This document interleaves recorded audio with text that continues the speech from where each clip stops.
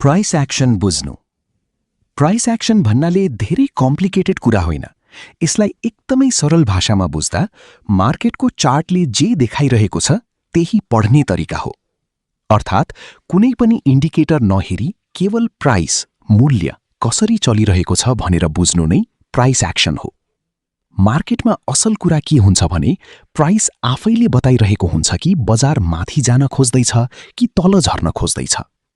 उदाहरणका लागि, यदि प्राइस लगातार माथि माथि बनिरहेको छ भने बायर्स बलियो छन् भन्ने बुझिन्छ। यदि प्राइस लगातार तल तल झरिरहेको छ भने सेलर्स बलियो छन् भन्ने बुझिन्छ। प्राइस एक्सन भनेको यति मात्र होइन, क्यान्डलले देखाउने भावना बुझ्नु पनि हो। जस्तै एउटा ठूलो हरियो क्यान्डल आयो भने त्यहाँ बायर्सको दबाव धेरै छ भन्ने बुझिन्छ।